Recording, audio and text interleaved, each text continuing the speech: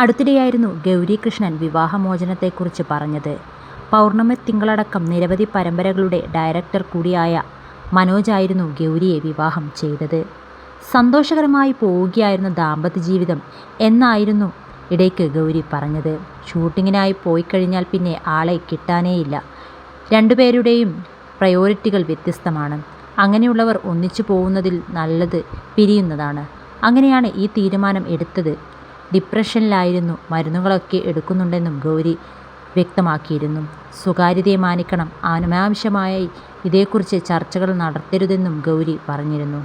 ഇപ്പോഴിതാ അതേക്കുറിച്ച് പറഞ്ഞതിന് ശേഷമുള്ള അനുഭവങ്ങൾ പങ്കുവെച്ചെത്തിയിരിക്കുകയാണ് പുതിയ വ്ളോഗിലൂടെ.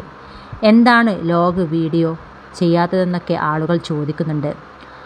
അതിനു മാത്രമുള്ള കാര്യങ്ങളൊന്നും ഇല്ലാത്തതുകൊണ്ടാണ്, വർക്കൗട്ട് കൊണ്ട് തന്നെയാണ് ചെയ്യാത്തത്. വർക്കൗട്ട് ചെയ്യും, അമ്പലത്തിലൊക്കെ പോവും, ഡയറ്റ് എടുക്കുന്നുണ്ട്. അങ്ങനെയാണ് ഇപ്പോഴത്തെ ജീവിതം പോയിക്കൊണ്ടിരിക്കുന്നത്. നേരത്തേതിനേക്കാൾ ഒരുപാട് മെലിഞ്ഞു. ഡ്രസ്സുകളൊക്കെ ഇപ്പോൾ ലൂസായി. ശരിക്കും മെലിഞ്ഞിട്ടുണ്ട്. കുറച്ചു നാളായി പഠനത്തിനും ബ്രേക്കാണ്. പരീക്ഷകൾക്കൊക്കെ തയ്യാറെടുപ്പുകൾ നടത്തുന്നുണ്ട്. കുറേ നാളായല്ലോ PSC പഠിക്കുന്നു, ഇതുവരെയും ശരിയായില്ലല്ലോ എന്ന് ദേഷ്യത്തോടെ കുറേ പേർ ചോദിക്കുന്നു. നമ്മൾ ചെല്ലുമ്പോൾ തന്നെ കിട്ടാൻ അതിങ്ങനെ എടുത്തു വെച്ചിരിക്കുകയല്ല. എനിക്ക് തോന്നുമ്പോൾ ഞാൻ പഠിക്കും, ഇല്ലെങ്കിൽ പഠിക്കില്ല. ഇത് എൻ്റെ ജീവിതമാണ്. ഈ പറയുന്നവരുടെ കയ്യിൽ നിന്നും പൈസ മേടിച്ചല്ല ഞാൻ ഫീസ് കൊടുക്കുന്നത്. വെറുക്കപ്പെടാനുള്ളൊരു ധൈര്യം നമുക്ക് ജീവിതത്തിൽ വേണ്ടതാണ്. എല്ലാ ആളുകൾക്കും നമ്മളെ മനസ്സിലാവണമെന്നില്ല. ഞാനായിട്ട് ഒരാളുടെ മനസ്സ് വേദനിപ്പിക്കില്ല. ആരോടും തെറ്റ് ചെയ്യാറില്ല.